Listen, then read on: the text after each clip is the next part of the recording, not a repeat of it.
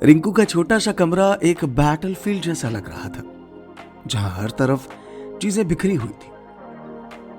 उसने अपने बेड पर बिखरे हुए कपड़ों को हटाया, एक चमकते हुए ब्लेजर को उठाया, लेकिन फिर उसकी नजर अपने जीन्स और टी शर्ट पर चमकी। ये ब्लेजर आज की ओकेजन के हिसाब से थोड़ा ज्यादा ढिंचैक तो नहीं हो जाएगा? ये जीन्स भी आधी टर्न ऑफ है, क्या मुसीबत है यार। उसने सोचकर एक ब्लेजर को वापस बेड पर फेंक दिया। एक बार फिर से अपने मेसी कबर्ड की तरफ देखा और किसी तरह से एक साफ शर्ट निकाली। शर्ट आयरन नहीं थी, लेकिन रिंकू अब इससे ज्यादा देर नहीं कर सकता था। शर्ट पहनते हुए उसने मिरर में अपने चेहरे को देखा। उसकी दाढ़ी थोड़ी सी अनइवन थी। डैम, चार्जर कहाँ है? वो अपने रेजर के चार्जर को ढूंढने लगा। जितना जल्दी हो सकता था रिंकू अपना चार्जर ढूंढना चाहता था। मैं और देर नहीं कर सकता, वो मन ही मन बोल रहा था कि एकदम से चार्जर एक ड्रॉअर के कोने से उसके हाथ लगा। रिंकू ने जल्दी जल्दी अपना रेजर चार्ज किया और दाढ़ी ट्रिम करना शुरू कर दिया। रेजर अचानक रुक गया। अब ये क्या नया तमाशा है? वो गुस्से में अपने रेजर को झटका मारते हुए बोला। शायद उसका चार्जर अच्छे से कनेक्ट नहीं था, लेकिन अब वक्त नहीं था। वो वैसे ही रूम से निकला जैसा था, बिना किसी सेकंड थॉट के। रिंकू जल्दी जल्दी सीढ़ियां उतरकर गली से निकलते हुए कंप्यूटर सेंटर की तरफ दौड़ रहा था। धूप तेज थी, पसीने की एक बूंद उसके माथे से बहकर उसकी आंख तक आ गई। उसने एक हाथ से अपनी आंख साफ की और दौड़ता रहा। फाइनली वो सेंटर पहुंचा, जहां चीनू खड़ा उसका इंतजार कर रहा था। अरे रिंकू भाई, क्या हो गया? पागल सांड पीछे पड़ गए क्या तेरे? चीनू ने हंसी में कहा। अपने फ्रेंड की हालत को देखकर चीनू हंसने लगा। रिंकू थोड़ा सा शर्मिंदा होते हुए मुस्कुराने की कोशिश करता है, लेकिन उसकी आंखों में साफ नजर आ जाता है चीनू को। तू ठीक तो है? यार मुझे पता है कि मुझे अच्छा करना चाहिए।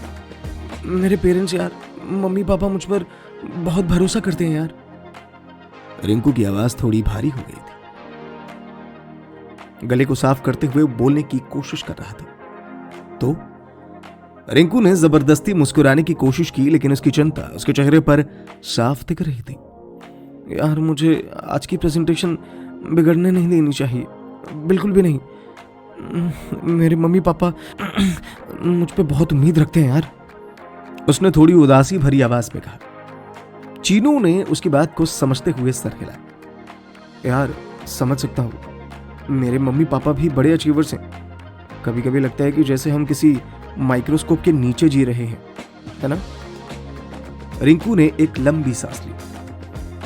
हाँ, कभी कभी लगता है कि मैं उनके लायक ही नहीं हूं। रिंकू की जिंदगी हमेशा अपने परिवार की ऊंची उम्मीदों को पूरा करने की कोशिश से भरी रही है।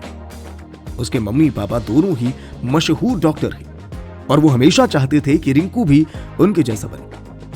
बचपन से ही रिंकू को पढ़ाई, खेलकूद और हर एक्टिविटी में सबसे अच्छा बनने के लिए धकेल दिया गया था। हर चीज में परफेक्ट होने के दबाव ने उसके अंदर एक अजीब सी चिंता पैदा करती थी। अपनी पूरी कोशिश के बावजूद रिंकू को अक्सर लगता था कि वो कहीं ना कहीं कम पड़ रहा है। इस परफेक्शन की दौड़ ने उसके अंदर एक इंफीरियरिटी की फीलिंग को पैदा कर दिया था। और जब वो अपने मम्मी पापा की अचीवमेंट से अपनी तुलना करता था तो और भी फील होता था कि वो कुछ नहीं है। उनको निराश करने का डर उसके सर पर हमेशा मंडराता रहता था। एक दिन की याद उसके दिमाग में ताजा थी। गोवा में छुट्टियां मनाने गया था अपने परिवार के साथ, जब उसके बाबा अचानक गिर गए। सब एकदम से डर गए। एक लड़की मिंक, उसने अपनी एक्टिवा दी थी रिंकू को हॉस्पिटल जल्दी पहुंचने के लिए। मिंक के साथ रिंकू स्पीड से उन पतली टेढ़ी मेढ़ी सड़कों और गलियों से गुजरा था और जब हॉस्पिटल पहुंचा तो पता चला वो एक वेटरनरी हॉस्पिटल था। लेकिन वहां के डॉक्टर ने उनकी हालत देखकर तुरंत मदद की थी और असली हॉस्पिटल का रास्ता बताया था। बाबा ठीक हो गए थे, लेकिन वो पल रिंकू के लिए एक भयंकर याद बनकर रह गया। डिसाइसिव मोमेंट्स पे हाथ पैर भूल जाना, lack of decision making, situation awareness नहीं है तुम में। नर्वस होकर गड़बड़ कर देते हो। अगर वो लड़की, क्या नाम है उसका, मिंक, हाँ मिंक ना होती ना उस दिन, मैं तो।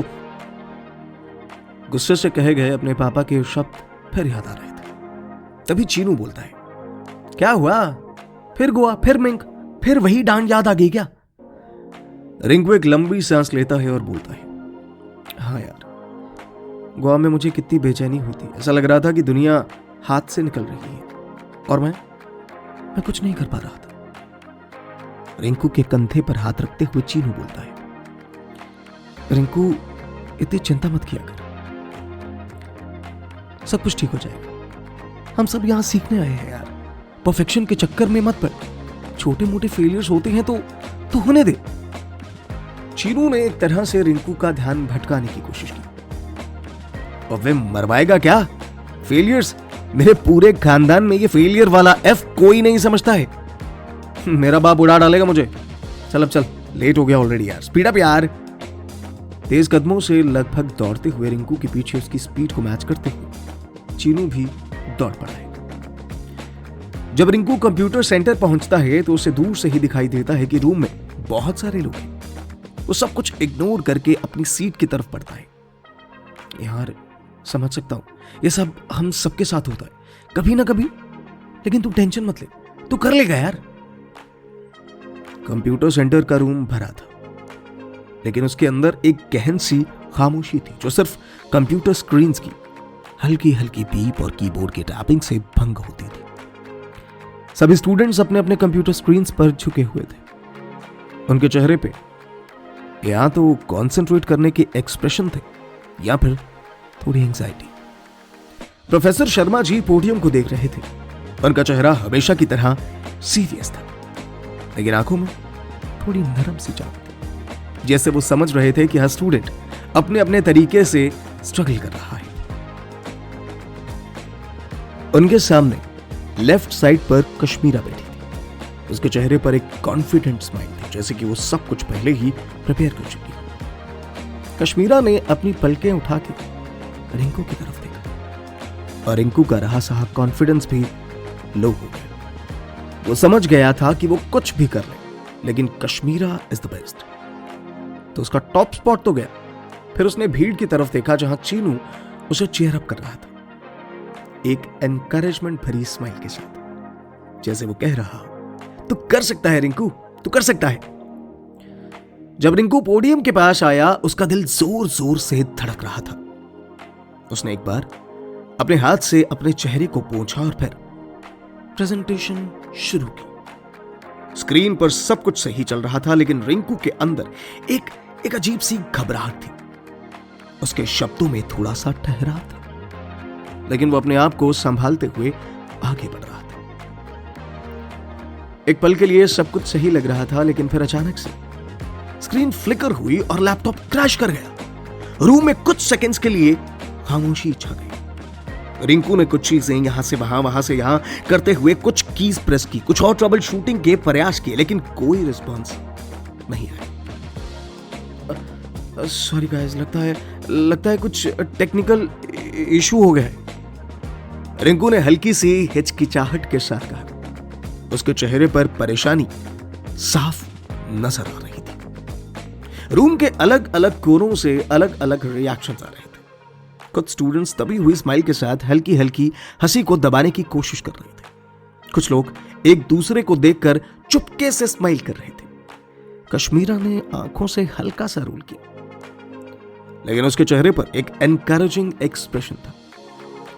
It's okay Rinku, don't worry, उसने बिना कुछ बोले अपनी आंखों से एक्सप्रेस किया। हालांकि उसके लिए रिंकू एक कंपटीशन था, लेकिन शायद कश्मीरा फेयर गेम प्ले करना चाहती थी, without any mind games.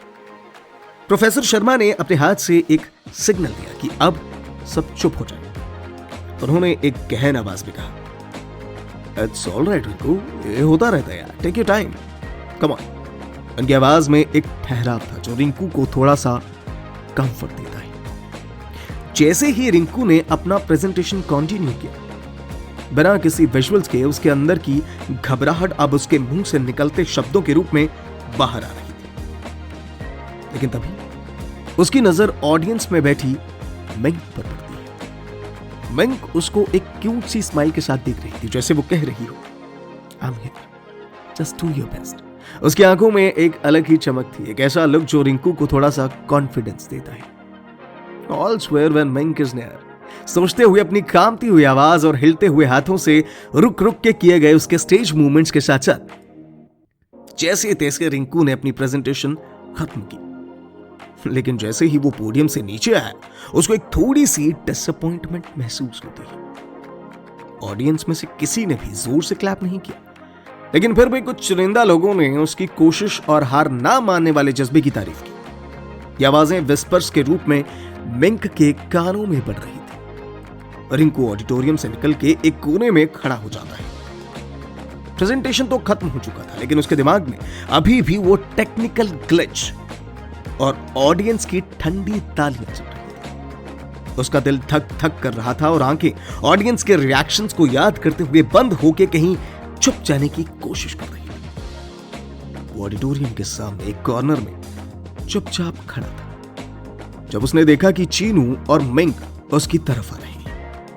Auditorium के अंदर स्टूडेंट्स ग्रुप में बैठकर बात कर रहे थे। कुछ अपने फोन्स में घुसे हुए थे और कुछ आपस में प्रेजेंटेशन पर चर्चा कर रहे थे।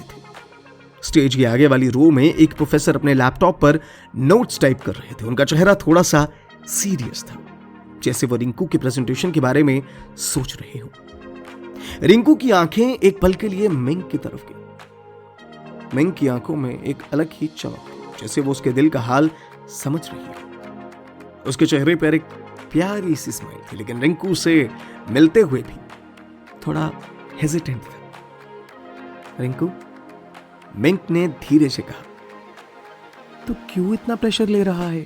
देख, परफेक्ट होना जरूरी नहीं है। जो तू करता है ना, अपने दिल से किया कर। मिंक की बात में एक ऐसी सिंप्लिसिटी थी जो सीधा रिंकू के दिल को छू गई।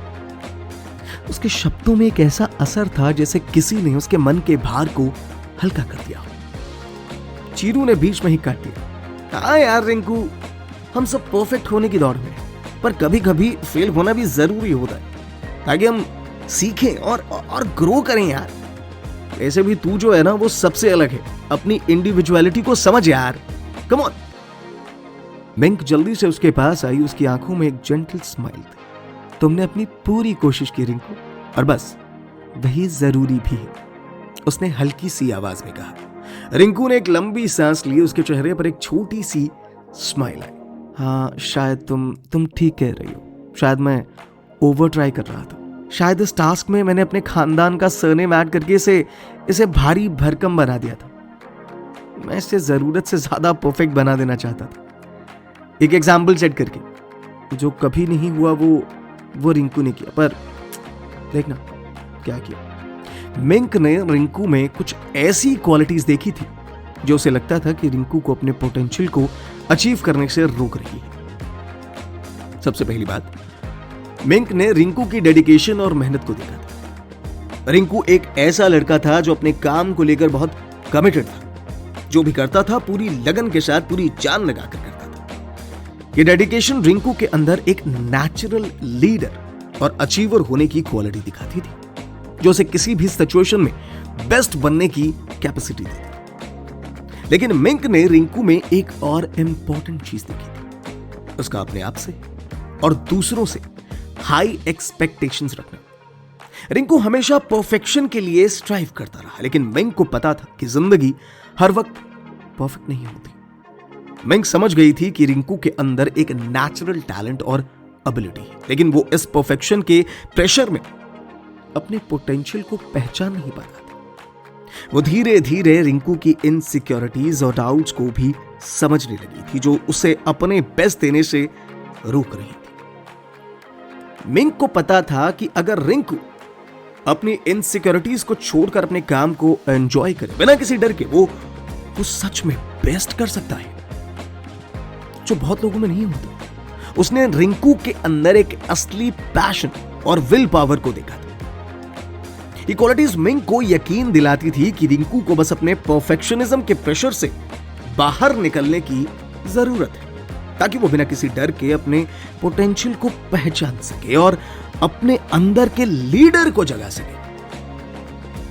मिंक के लिए रिंकू का ट्रू पोटेंशियल उसका पैशन, डेडिकेशन और ऑनेस्टी में था, जो कि उसे अपने काम में नेचुरली एक्स्ट्रॉर्डिनरी बना देता है। मिंक ने मुस्कुराते हुए सिर हिलाया। परफेक्ट तो ओवररेटेड होता है। असली बात तो यह है कि तू खड़ा हुआ और ट्राई किया। चीनू ने हंसकर उसका कंधा थपथपाया। बस यही तो जिंदगी है यार, हम सब अपनी तरफ से बेस्ट करते हैं, बेस्ट। और ये सब इवेंट्स एंड इंसिडेंट्स हमारे एक्सपीरियंस का एक पार्ट होते हैं। ये तो लगा ही रहता है यार, प्रोसेस है ये, मंजिल नहीं है। There is always a next step. Rinku के चेहरे पर एक शांति भरी मुस्कुराहट थी। उसने सोचा ये जर्नी अभी खत्म नहीं हुई है, लेकिन अब मुझे पता है कि मैं तैयार हूं। उसने मिंग की तरफ देखा जो अब भी उसको गौर से देख रही थी। उसकी आंखों में एक साफ एनकरेजमेंट थी। रिंकू कहता है और अब नेक्स्ट स्टेप के लिए मैं रेडी हूं। मिंग ने उसकी बात सुनकर एक स्वीट स्माइल। बस यही तो है रिंकू, टेंशन लेने का नहीं, अपने आप को एक्सप्लोर करने का वक्त है। रिंकू और चीनू ने एक दूसरे की तरफ देखा और फिर रिंकू ने हाँ में सर हिलाया। चल थोड़ा फ्रेश एयर लेते हैं। तीनों स्कूटी पर बैठ गए। मिंग स्कूटी चला रही थी, रिंकू उसके पीछे बैठा था और चीनू सबसे पीछे। जैसे ही मिंग ने स्कूटी स्टार्ट की, ठंडी हवा के झोंके ने रिंकू के चेहरे को छुआ और एक पल के लिए सब कुछ ठीक लगने लगा। मिंग ने एक मजेदार गाना लगाया और चीनू ने हंसी मजाक शुरू कर दी। नोएडा की ये गलियां ना एकदम मसालेदार है, चीनू ने हंसी में कहा। यहां हर मोड़ पर एक कहानी छुपी है यार। वो देख मेरी कहानी पिंक टॉप में क्या लग रही है। मिंक ने हंसकर जवाब दिया। और हम उन कहानियों का हिस्सा बनने आए हैं। चल आज कुछ अलग करते हैं। स्कूटी मजे से गलियों में दौड़ रही थी। तीनों हंसी मजाक करते हुए एक छोटी सी चाय की टपरी पर रुक गए। चाय के साथ समोसे खाते हुए रिंकू ने पहली बार जाना कि कितना अच्छा लगता है बिना किसी टेंशन के जीना। उसने देखा कि मिंग और चीनू भी कितने रिलैक्स्ड हैं बिना किसी प्रेशर के। स्कूटी पर लौटकर मिंग ने कहा, देखा थोड़ा सा चिल मारने से कितना अच्छा लग रहा है। रिंकू ने हंसकर जवाब दिया, हाँ मिंग, कभी कभी बस जीने के लिए जीना चाहिए। ऐसे ऑडियो स्टोरी सुनने के लिए हमारे चैनल लेट्स एक्सप्रेस को लाइक, शेयर और सब्सक्राइब करना ना भूलें।